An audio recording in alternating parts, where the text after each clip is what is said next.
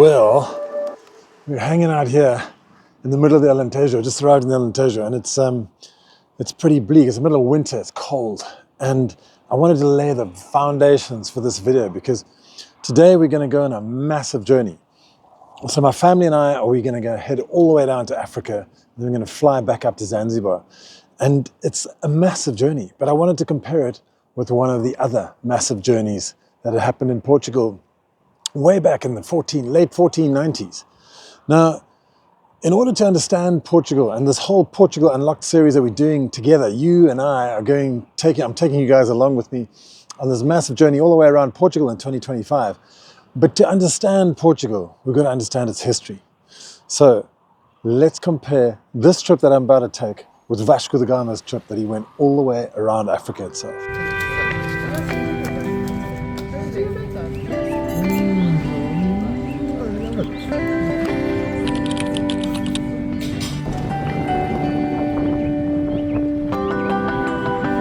All right, we're off on our way to Africa.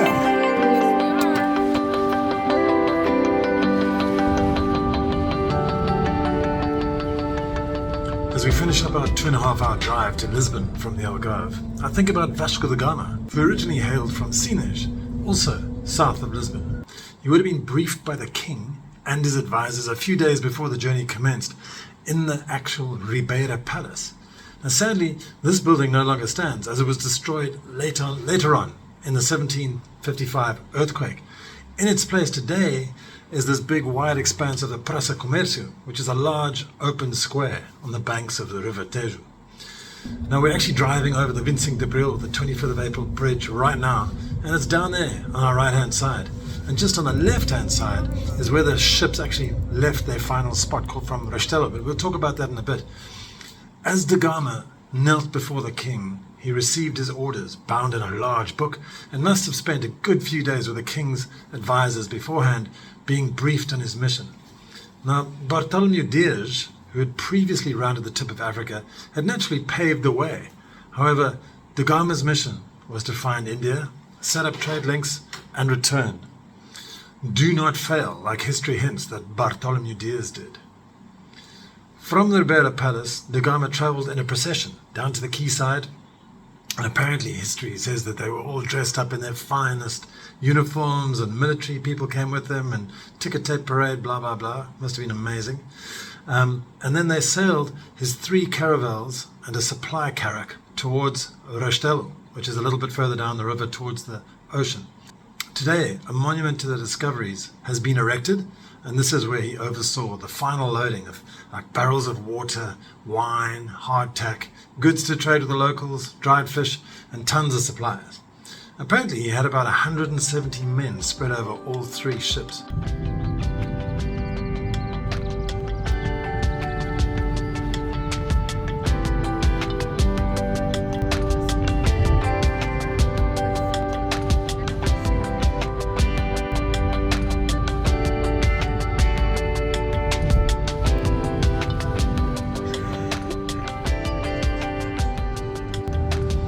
While they prepared for a mission they might never return home from, I sipped champagne calmly in the business class lounge in Lisbon Airport, which was a stone's throw and 500 years away from where they were prepping their ships. We had received some fantastic news earlier. Upgraded to first class. No way. I've never been first class in my life.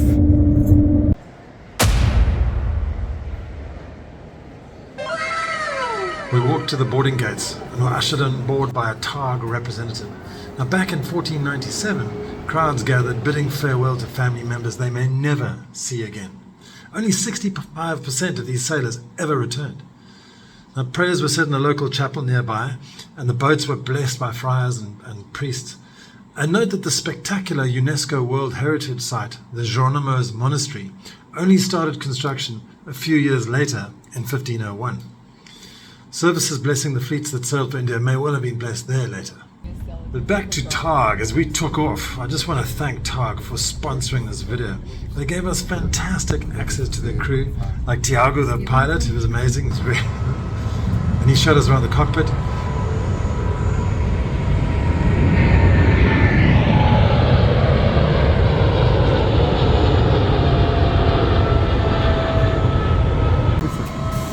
fizemos aqui uma pequena filmagem.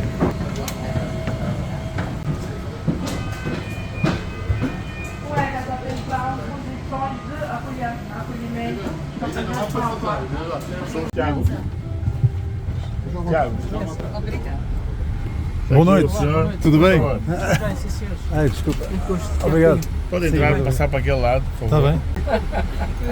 Vamos tentar fazer aqui o nosso melhor. O voo tem uns momentinhos de turbulência, mas So you're going to fly us all the way to Luanda today? today it will be me flying to Uh-huh. Luanda, assisted by Captain Hugo Amaral. It's a 7 hour flight. Okay. We'll be crossing Marrocos, Algeria, Mali, Niger, Burkina Faso and Benin, then along the West African coast until we reach the destination. Captain Vasco da Gama and his 3 other captains were also heading for the West African coast. Although it would have taken 3 months or so to reach where Angola and Luanda would eventually be. As Tiago said, for us, it would take us only 7 hours. The ground staff were incredible, and they upgraded us to first class, which was definitely a first for me. Now, Tag is possibly the fastest way to get to both Johannesburg and Cape Town from Lisbon, flying directly south to Luanda and then Johannesburg or Cape Town. So definitely check them out if you need to go to South Africa from Portugal. Their prices are also highly competitive, and the people, man, they're super friendly. Food was pretty damn good as well.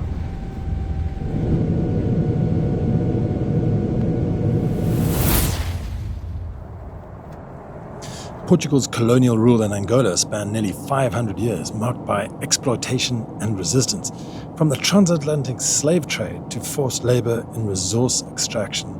Angola's people endured immense hardship. Yet, through centuries of struggle, Angolans fought for their freedom, ultimately gaining independence in 1975. This legacy of resilience continues to shape Angola's identity today. But now, the TAG, Angolan Airlines, National Angolan Airlines, were founded in 1938, and it became a symbol of national pride after independence. Connecting Angola to Africa, Europe, and beyond, TAG played a crucial role in rebuilding the country post-colonialism. Despite challenges, the airline has grown into a gateway for Angola's economic growth and cultural exchange with the world. So there you have it. Fly TAG, Angola's national airlines.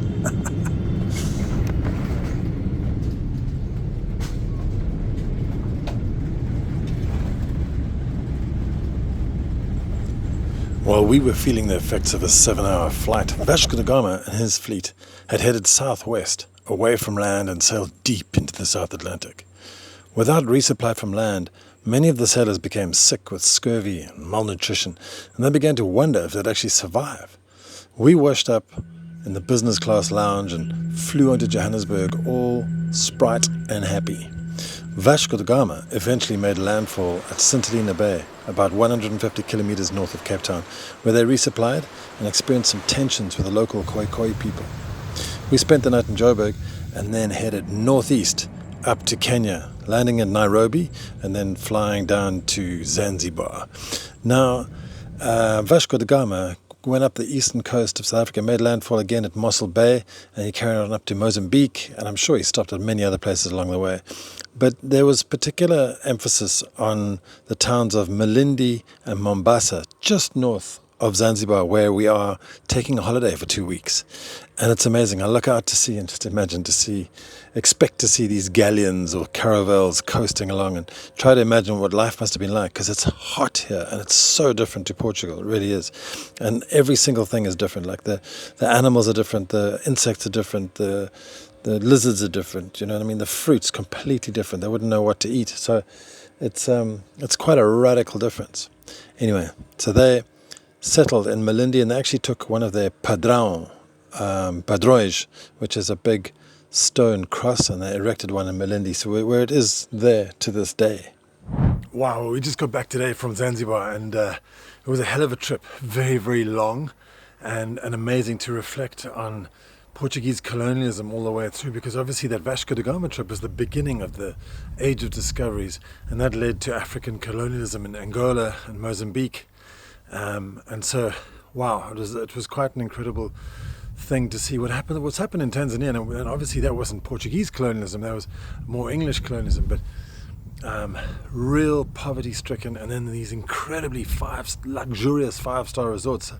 It's quite, and we were taking taxis going through this really poverty-stricken landscape, and it's quite difficult to see that. So a lot of reflection, and also a lot of looking forward to Portugal Unlocked for 2025, because obviously this is the second video that I've made in the series, and I've decided to frame it from an historical perspective.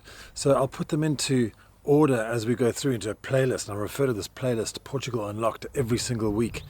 But essentially there's 7 major ages of Portuguese history.